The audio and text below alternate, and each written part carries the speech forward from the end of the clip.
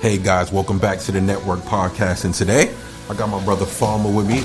I got Albie with me straight from Fire Brand Cannabis. And we in the goddamn building. I got some more questions for them. It's insane. Also got my brother Chris in the building as well. He's going to be asking us some questions. But we coming straight live, straight from Fire Brand Cannabis, right?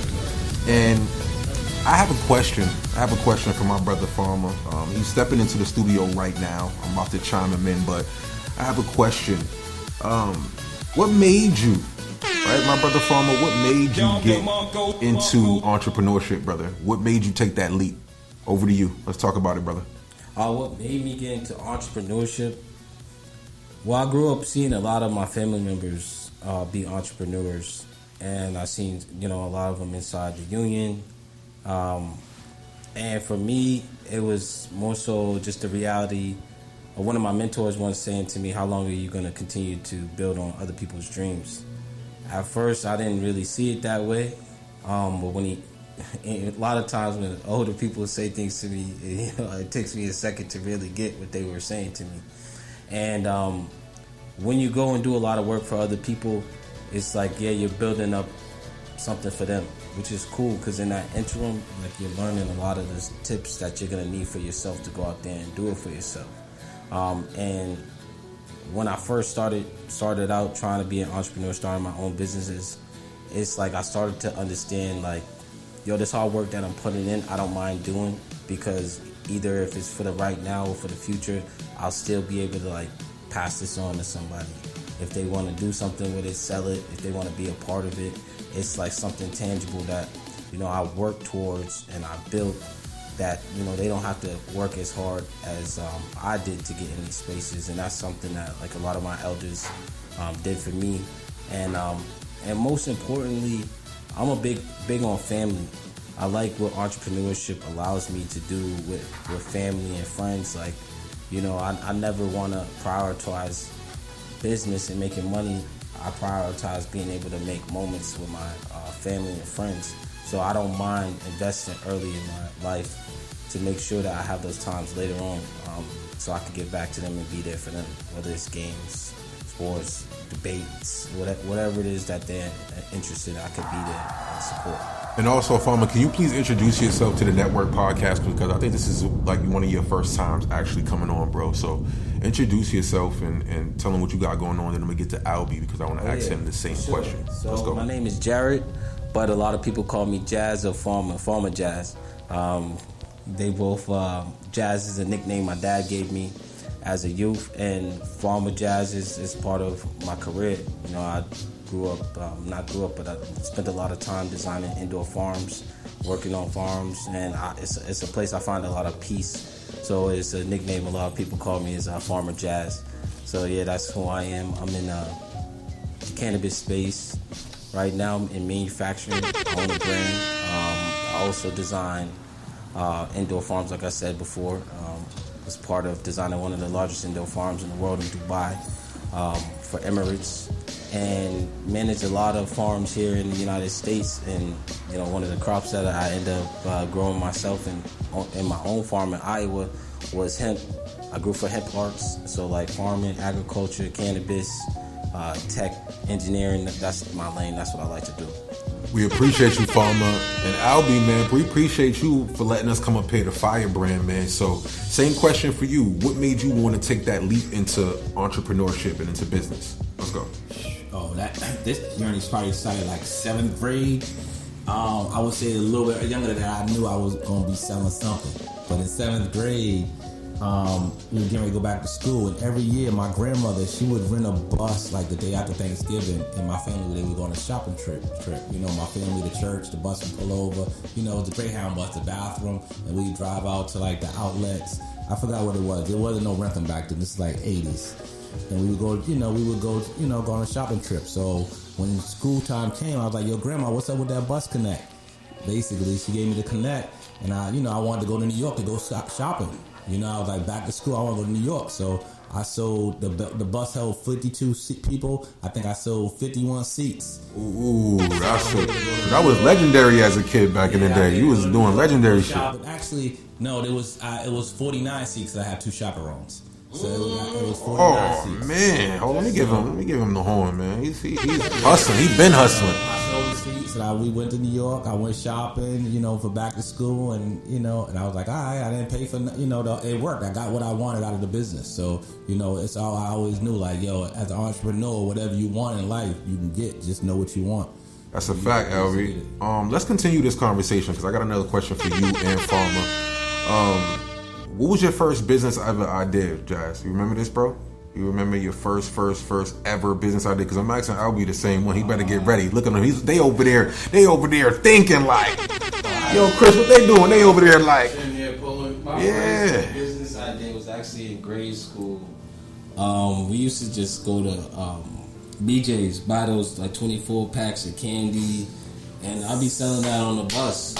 Like, cause I'm thinking, I paid $6 for this, but I just made like 30. That math made sense to me. And then when we started Lexington, me and a couple of my buddies, there was a parade, and his house was right where the parade was, and all we did was set up a little lemonade stand.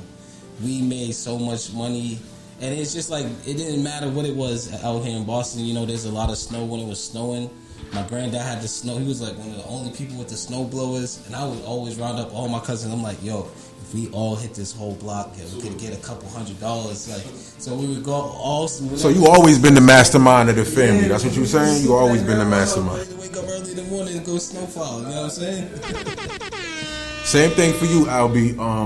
What was your first business idea, and do you remember this? Let's get into this because I got more questions. Let's go. Business, I would say, it was definitely with the candy, and I was a MECO student, so I went to Sudbury every day, and they didn't have Now-A-Laters in Sudbury, so like they would. Oh, so you was the plug. So Now-A-Laters, sticks, like in the 80s, Now-A-Laters and sticks was a thing. So especially like I'm talking about third grade, second grade, third grade. This must be like 82, 83 maybe, and I would, take my $1 that I had, I would buy 10 packs of Now-A-Laters. I try to turn that $1 into like at least $6.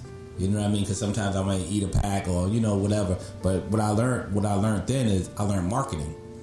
And what that's what I'm into. Okay. So, I get to school, I'm selling the packs or whatever. And, by the time lunch came, after lunch we going outside for recess. So whatever I didn't, so say I moved 4 packs, I would take 2 packs at recess, I would crack it open, and I would throw one in the air, boom, and let the kids come. Now I throw another one in the air. So now after recess, they running up on me with their $1, and I'm selling. So I was marketing during recess. Crazy, legendary. Damn, so you was hustling at recess, bro? So I knew that, and I was like, damn, that shit worked. I sold these other packs after recess. Like, all right, that was the marketing plan. Damn, all right.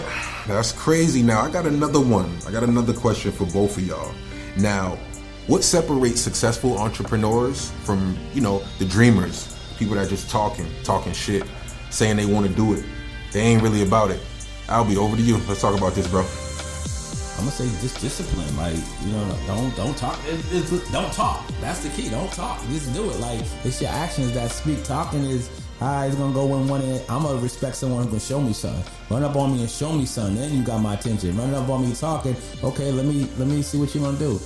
This brother ran up on me maybe I would say about last summer, and he was like, I'm trying to do this. Da da da da da. Yo, I want your help. Everything he wants me to do.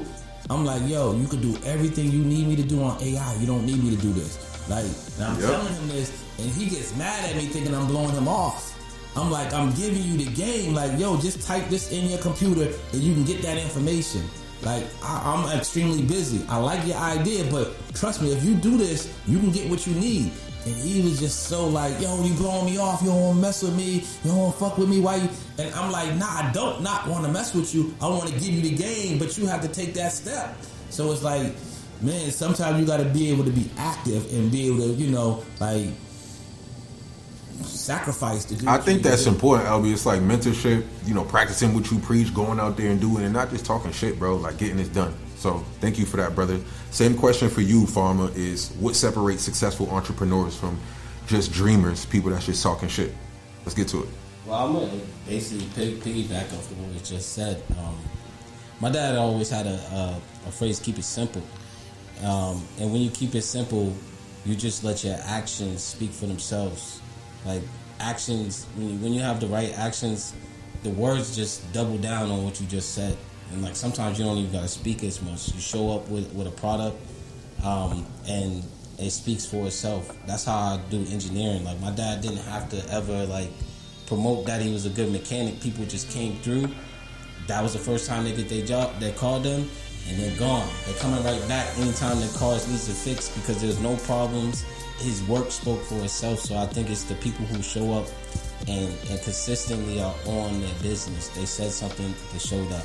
They said something, they showed up. Yeah, but it's not like you gotta be perfect. It's just that I can see that you actually putting in the work to be what you're talking about. How important is that too, Farmer? Talk about that work part, because it's like if I don't see you putting in the work, I'm not gonna want to work with you. I seen Gas Can, they putting in work. I'm at Fire Brand right now, they putting in work. So if I don't see you doing work, how important is that to see what people are doing in the work? Let's get to that. I think it's very important because like if you got a lot of words but no work behind it, it's like you start looking like a lemon car salesman. You know, it's like when someone's talking too much, I'm like kind of looking for like what they're not saying or like I'm like, you talking a lot, like just show me something, because like Albie was just saying, your time is definitely precious. So like you kind of want people to get to it, like get right to it. Show me what you got. Exactly. Thank you for that, Farmer. Now, I want to get into my next question. I told you guys I had two special individuals coming on the podcast today.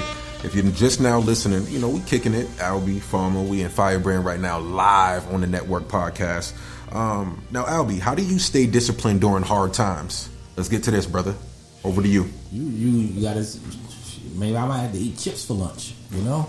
Maybe I ain't eating lunch, you know? Maybe I'm not, you know, you gotta cut every extra thing off. All that extra stuff, like to accomplish your goal, how serious you about your goal. So sometimes, you know, like the one thing, you don't have to tell people you fucked up. You could just be fucked up. It happens. And when you fucked up, you don't have to be like, yo, I'm fucked up. You just have to be disciplined and get through it. You know what I mean? And once you discipline and get through it, stay prayed up. Those are the, you know, that's my thing. Be disciplined, stay prayed up. And, you know, that man upstairs got me. I appreciate you, Albie. Now, same question for you, Farmer. I know we got about 1 minute, 2 minutes left with you guys, but how do you stay disciplined during hard times too, brother? Over to you.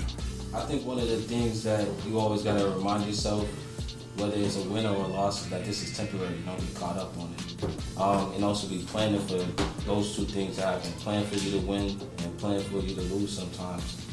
So that, like, the big win, you need to put something aside so that, you know, when the down times come, that you can at least stay afloat. Or it's like when the down times come, are you disciplined enough to, like, you know, stay in the crib? You know, you can't go to the parties, you can't turn up, you can't go to the vacations. You're gonna have to miss some events. Are you disciplined enough to keep that main thing the main thing, even when you want to distract yourself sometimes? Any last words, Albie, for us, man? I know we got about 1 minute left, but any last words for, you know, any entrepreneurs, any creators out there? And what's going down with that event that I heard that's coming up? Over to you, brother. So yeah, Saturday we got our 2-year anniversary. Make sure y'all pull up at Fire Brand. We got Chubby Chub in the building. We got the special location. So yeah, you know, pull up, you know, grab some swirlies. You know, that's what I'm gonna be smoking on here. I heard Swirly just got in town. What's going on with that, man? Swirlies, what's going on? New brand, new strain. It's only at Fire Brand right now. It's most likely it's gonna be at some other dispensaries. I know how these folks do. They're gonna come get it. They're gonna be chasing it. But right now it is at Fire Brand. I'm trying to make sure when they do put it out, I buy it all so nobody else can't get it. But you know, sooner or later that ain't gonna be able to happen. But if you want some, come to Fire Brand and try it out, man. I'm telling you, it's unbelievable. We appreciate you, Albie, for letting us be in Fire Brand today. You got that. Oh yeah, it got one. Oh, it got that flavor. Ooh. Farmer, any last words for us, man? What's going on with Gas Can, man? I heard that shit got people on the moon, man. Over to you, brother, before we get up out of here. Gas Can is a portable dab device. We got two different versions, the Gas Can Mini Elite and the Gas Can Mini. It's definitely a way for people to get into consuming the concentrates, which I believe is one of the most premium products inside the dispensaries. So I brought a product to the market that, is one, economical, one can get customers into a lane that they might not have been into it because the price is so economical. It could be a promo device, or it could be a device that you find in your smoke shop, but it's just a product to get into people's hands.